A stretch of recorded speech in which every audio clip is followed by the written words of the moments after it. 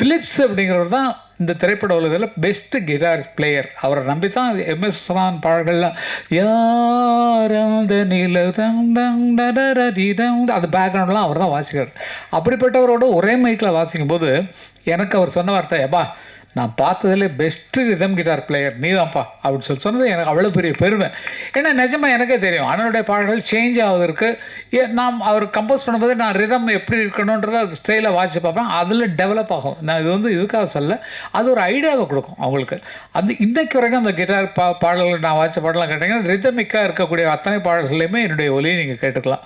அதற்கு நிஜமாக சொல்லணும்னா சதா வந்து என்னை உற்சாகப்படுத்தி போங்க அங்கே போங்க அர்ஜுன் மாஸ்டர் ரெக்கார்டிங் இன்றைக்கி நான் போக முடியல நீங்கள் போங்க நான் ஒரே ஒரு சின்ன காமெடி சமாச்சாரம் மட்டும் சொல்லிவிட்டு நான் முடிச்சிடறேன்.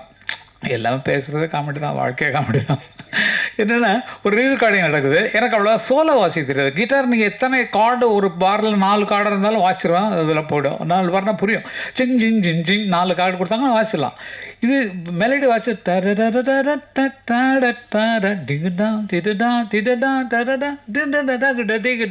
வாசிக்கணும். ஒரு சீனு அப்போ எல்லாம் மியூசிஷியன் எப்படின்னா காலைல 7 மணிக்கு வந்தாங்கன்னா 1 மணி வரைக்கும் ஒரு கால் ஷீட்டு, 2 மணிக்கு வந்தாங்கன்னா 9 மணி வரைக்கும் ஒரு கால் ஷீட், 7 to 1 கால் ஷீட்டில் ஒரு ரெக்கார்டிங் இருக்கிறாரு. ஏவிஎம் வாகினி ஸ்டுடியோவில் ஜி தேட்டரில். அதில் தான் எங்களுக்கு அன்னக்கிளி ரெக்கார்டிங் நடந்தது. அதில் வந்து அவர்னா தேவராஜ் மாஸ்டர்னா எல்லாம் பயப்படுவாங்க. ஏன்னா அங்கே சத்தமே இருக்காது. அண்ணன் மாதிரி தான். அண்ணா எப்படி ஸ்டுடியோவில் அமைதியாக இருக்காங்களோ அவர்கிட்டையும் அப்படி தான் இருப்பாங்க.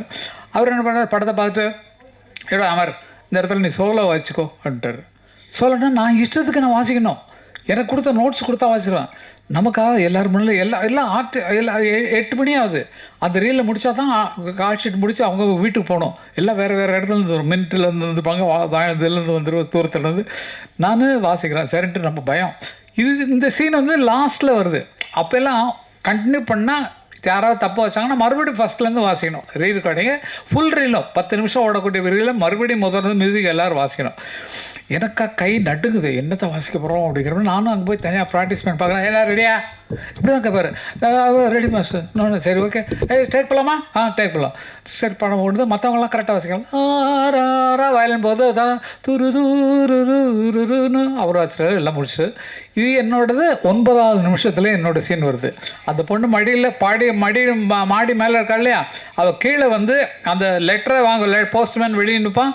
அந்த போஸ்ட்மேன்கிட்ட வந்து லெட்டர் வாங்குற வரைக்கும் நீ சோலோ உன் இஷ்டத்துக்கு வாசிக்கோன்னு சொல்லிட்டாரு. நமக்கு ஒன்றும் தெரியாது. சரின்ட்டு எல்லாம் அவசரத்தில் இருக்காங்க. நான் வாசிக்க ஆரம்பிக்கிறேன்.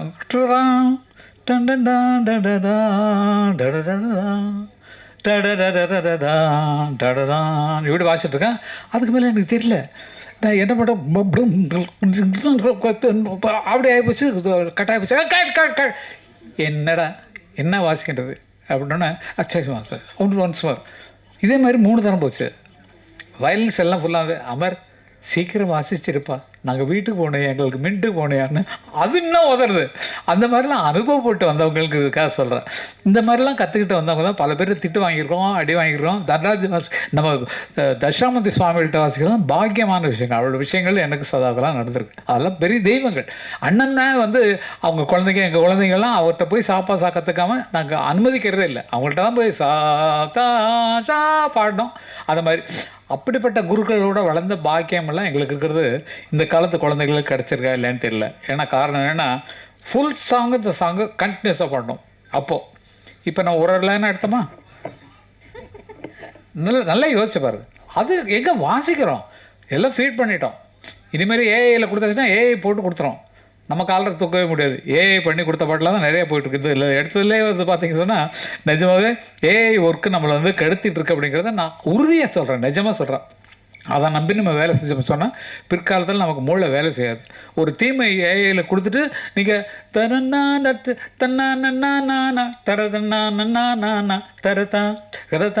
தரதானா வார்த்தை எழுதுறது. அவன் தான் நனையா போனா அட போனானையா வந்தா அடவா அடப்போ அடயா வானோ பாட்டு எழுதிடும் பாடிடும். இதில் எப்படி நம்ம பேர் போட்டுக்கிறது? ஏன்னா அது கிரியேட் பண்ணி கொடுத்துருது. ஆனால் இசை கங்கை அமரன் போட்டுக்கிறது மரியாதையா? எதுக்கு நான் அதை சொல்கிறேன்னா வருங்கால குழந்தைகள் தன்னால் சிந்திக்க கற்றுக்கொள்ளணும், சிந்திக்க எழுதி கொள்ளணும். நம்ம ஏஐட்ட கொடுத்தா பண்ணால் நம்ம காலரை தூக்க முடியாது. தூக்க வேண்டியது ஏஐ தான். பிற்காலத்தில் வரப்போகுது அதுக்கான ஃபைனல்லாம். ஏன்னா அது இப்போ டவுன்லோட் பண்ண விட்டுடும், அப்புறமேல் போடுற சார்ஜில் தீட்டிட்டாங்கன்னா நம்மளால் அதுக்கு ஒரு ஒன்று சேர்ந்து பண்ணவே முடியாது. ஆகவே வளர்கிற குழந்தைகளை நீங்கள் அப்படி வளங்க. தன்னால் உனக்கு இருக்கிற சுயரூபத்தை வெளியே கொண்டு வா அப்படிங்கிற மாதிரி சொல்லணுங்கிறது என்னோட மனது ஆசை. நிஜமாகவே இந்த மாதிரி ஒரு சந்தர்ப்பத்தை அவர் ஏற்படுத்தி கொடுத்ததுக்கு இந்த நிகழ்ச்சியே எதுக்குன்னா கிளாடி அவர்களை பாராட்ட தான். நிஜமா நீங்களாம் ப்ளீஸ் கொஞ்சம் நல்ல கைதட்டி உற்சாகப்படுத்தணும். ஏன்னா நமக்கு ஒரு நல்ல ப்ரொடியூசர் கிடைச்சிருக்காரு, அதுக்காக எனக்கு டைரக்ஷன் கொடுக்கணும்லாம் நினைக்காதீங்க. நான் உங்களோட இருக்கேன், அவ்வளோதான். நிஜமா அந்த மாதிரி உங்கள் எண்ணம் நிச்சயமாக ஆழமாக நிச்சயமாக இருக்கும். ஒரு நல்ல கதையை தேர்ந்தெடுத்து அதை கொண்டு வரணும் சொல்லலாம் மனசில் இருக்கிறது தெரியும். இளையராஜா உங்களுக்கு நெருக்க மாட்டார், நல்லா பழக்க மாட்டார், எவ்வளோ நன்றி தெரிவிக்கிறீங்க அதெல்லாம் பார்த்து. இப்போ நான் பாடின பாட்டை அண்ணன் தான் ரிலீஸ் பண்ணுறாங்க, அந்த ஃபோட்டோ கூட போட்டுருக்கலாம். அண்ணன் தான் ரிலீஸ் பண்ணாங்க உயிரணுங்கிற பாட்டை. அதுதான் ஃபஸ்ட்டு அவர் அண்ணனோட சேர்ந்தது. அண்ணன் மேலே அவ்வளவு அன்பு, அவ்வளவு பாசம். அவர் உரட்டு வந்ததே 50வது ஆண்டுக்கு அவரை பார்க்கணும்னு சொல்லி தான் வந்தார். நான் பேச முடியல அண்ணன்ட்ட, ஏன்னா சிம்பனி எழுதிட்டு இருக்காங்க. ஐயோ டிஸ்டர்ப் பண்ணப்பட்ட கரெக்டாக போனார், போய் நின்னார், போய் சொன்னோடனே பார்த்துட்டாரு. ரொம்ப நேரம் பேசியிருந்தார் சந்தோஷமாக. ஏன்னா அந்த மாதிரி ஒரு அன்புள்ளவர். அவரை பாராட்டுவதற்காக தான் இந்த நிகழ்ச்சியை நாங்கள் வைக்கணும், ப்ரெஸ்ஸுக்கு இவரை இன்ட்ரடியூஸ் பண்ணோம் அப்படிங்கிற ஒரு ஆசை இருந்தது. தவசீலியும் தம்பியும் இந்த பாட்டை பாடினது இன்னொரு பெரிய பெருமை. தவசீலியின் தோற்றமே ரொம்ப என்னன்னு நம்மளால், ஏன்னா ரொம்ப வறட்சியாக இருந்த ஒரு ஸ்டேஜை ஒரு செழிப்பாக்குறது அந்த ஒரு பொண்ணு தான் நம்ம சொல்லணும். நல்லா யோசிச்சு பாருங்களேன். பக்கத்தில் இருக்கிற முகங்கள்லாம் பாருங்கள், இங்கே இருக்கிற இந்த முகத்தை பாருங்கள். நல்ல பயங்கர குறும்புக்கார பொண்ணு, ரொம்ப குறும்புக்கார பொண்ணு, ரொம்ப உற்சாகமான பொண்ணு. அவங்க அம்மா அப்பா வளர்ப்பு அந்த மாதிரி ரொம்ப ஈஸியாக வாழ்க்கையை வாழ்ந்துட்டு இருக்காங்க. தம்பி துபாயிலிருந்து வந்திருக்காரு இந்த நிகழ்ச்சிக்காக. அதுக்காக அவருக்கும் பாராட்டுகளை தெரிவித்துக்குள்ளே கடமைப்பட்டுக்கிறேன். ப்ரெஸ் நண்பர்கள் எல்லாருக்கும் எல்லாத்தையும் தனித்தனியாக சொல்கிறதுனா ஒவ்வொரு பெரிய பெரிய கதை. இப்போ சமீபத்தில் தான் 50வது ஆண்டு விழாவுக்கு போட்டார் ஃபிலிமாவில். இல்லை நிறைய எல்லோரும் பழக்கமானவங்க இருக்கிறதுனால உங்களெல்லாம் விட்டு பெரிய மனசே இல்லை. நல்லவைகளை மட்டும் எழுதுங்கள். பைல்வான் மாதிரி அவருக்கு இட்லிக்கு வழி இல்லை, தோசைக்கு வழி இல்லை, அது மாதிரிலாம் எழுதாதீங்க தயவுசெய்து. அதுக்கு கூப்பிட்டு பைல்வான்ட்டே சொல்லிட்டோம், ஏன் அந்த மாதிரிலாம் எழுதுறீங்க, அப்படியே இருக்கும் வீட்டில் பார்த்துக்கையா அப்படின்னு சொல்கிற மாதிரி. இல்லாத பொருளாதெல்லாம் அவர் எழுதுறாரு. இந்த ஸ்டேஜில் சொல்ல வேண்டிய கடமை, ஏன்னா ப்ரெஸ் இருக்கிறீங்க.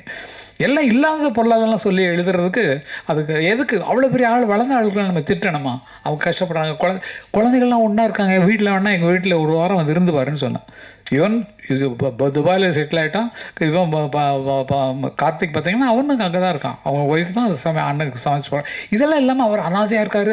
அப்படி போட்டு என்னத்தையோ கிரியேட் பண்ணி இளையராஜாவை எதுக்கு இறக்குறீங்க? 50 வருஷம் ஒருத்தர் ஆள் நிலையாக நின்றுருக்காரு. அப்படிப்பட்ட ஆளை இறக்கணுமா? நல்லா யோசிச்சு பாருங்கள். பைல்வான் எழுதுனது கரெக்டாக, இது பைல்வானுக்காக சொல்கிற வார்த்தை தான் அது. பைல்வான் அவர்கள் அதற்கு மன்னிப்பு கேட்டே ஆகணும். ஏன்னா யார்கிட்டையோ வாழ்க்கையை படிச்சிடும் அப்படின்ற மாதிரிலாம் தப்பாக சொல்லிட்டுருக்காரு. அது சரியில்லை. எங்களை நேசித்து கொண்டு போங்க. ஏன்னா 50 வருஷம் வாழ்ந்துருக்கோம், வயசு 78க்கு மேலே ஆகுது, அண்ணனுக்கு 82 வயசு மேலே ஆகுது. ஆகவே எங்களை காப்பாற்றுறதுக்கான வெளியே பண்ணுங்கள். நாங்கள் இது வரைக்கும் வேலை செஞ்சுட்டு இருக்கோம் ஐயா, இத்தனை வருஷமாக 70லேருந்து வாசிச்சுட்ருக்கோம், மியூசிஷியனாக இருந்தோம், இன்றைக்கி வரைக்கும் இருக்கிறோம். ஆகையில் எங்களை பற்றி குறை சொல்ல வேண்டாம், எங்களை எழுதுங்கன்னு கூட வேண்டாம். ஆனால் இல்லாத எழுதி அவர்கள் கேவலப்படுத்துறது ரொம்ப கஷ்டமான விஷயமா இருந்தது. பைல்வான் சொன்னால் சாரின்னு சொன்னார். அதையும் சொல்லிடுறோம். ஐயோ இது தெரியாமல் யாரோ சொன்னதை நான் போட்டேங்க, தயவுசெய்து மன்னிச்சிருக்கேன்னாரு. இல்லைங்க, இது ரொம்ப மட்டமான விஷயங்க. ஏன்னா உங்களுக்கு விளக்கம் சொல்கிறதுக்காக நான் இந்த வார்த்தையை சொல்கிறேன். அவர் இளையராஜா கஷ்டப்படுறாரு, யார்கிட்ட அவர் தனிமையை நாடிக்கிட்டு இருக்காரு. நான் போனாலே பேசாமல் எழுதிட்டு இருப்பார், அவ்வளோதான். அவர் வேலையை டிஸ்டர்ப் பண்ண மாட்டேன். அவராக இருக்க விடுங்கள். கங்கைவரன் என்ன மாதிரி ஆட்கள் இப்படியே விடுங்க. இதை தவிர வேறு வழி இல்லை. அன்றைக்கி பேட்டியில் போய் நான் என்னென்னமோ பண்ணிட்டு வந்தேன். அது மாதிரி அவரவர்களாக இருந்தால் அவர்களாக வளருவதற்கு அடையாளம் இருக்கும். இப்போ கிளாடி என்ன மனசில் வச்சுருக்காரோ அதை நோக்கி தான் அவர் நடந்து கொண்டிருக்கிறார். சதா அவர்கள் மனசில் என்ன நினச்சிருக்காரோ அதை நோக்கி தான் எழுந்து கொண்டிருக்கிறார். ரவிகாந்த் என்ன நினச்சிருக்காரோ அது மேலே தான் வந்துட்டு இருக்காங்க. நீங்களும் சரி, எல்லோரும் சரி, அவர்கள் இடத்தில் உயர்ந்து போகிறார்கள். எண்ணம் எது அதிகமாக இருக்கிறதோ அதில் தான் உச்சத்தில் வர முடியும். இப்போ எங்களை பார்த்தீங்கன்னா என் கனவும் நினைவும் இசையே இசை இருந்தால் மரணமேது என்று பாடின மாதிரி இன்னைக்கு வரைக்கும் அந்த மியூசிக் லைனை தவிர வேறு எங்கேயாவது போயிருக்கோமா? எங்களுக்கு இருக்கிற பணத்துக்கும் எங்களுக்கு இருக்கிற வசதிக்கும் பில்டிங் கட்டி வாடகைக்கு விட்டு அதை விற்று நல்ல லாபம் சம்பாரித்து ஒரு பெரிய பில்டர்ஸாக இருக்கலாம். அந்த மாதிரிலாம் எண்ணம் வரல. இசை கனவும் நினைவும் இசைங்கிற மாதிரி இசையிலே இருக்கிறோம். ஆகையால் எங்கள் மேல் தவறுகளை பயில்வானவர்கள் எழுத வேண்டாம் அப்படிங்கிறது சொல்கிறேன். ப்ரெஸ்ஸு நீங்களாம் நமக்கெல்லாம் நல்ல தோஸ்துங்க. நீங்களாம் சொல்கிறதுக்கு ஒன்றும் இல்லை. வாழ்க்கையில் நினச்சி பார்த்தீங்கன்னா எல்லாத்துக்கும் ஒரு அர்த்தம் இருக்கும். ஆகவே உயர்ந்தவர்களை அப்படியே காப்பாற்றோம். எப்படி இருந்தாலும் சரி, என்னவாக இருந்தாலும் சரி, அவர்களை காப்பாற்ற வேண்டும், அவர்களை போற்ற வேண்டும், நமக்கு வழி நடத்திய தெய்வங்களை வணங்க வேண்டும் அப்படிங்கிறது தான் என்னுடைய பெரிய விஷயம்.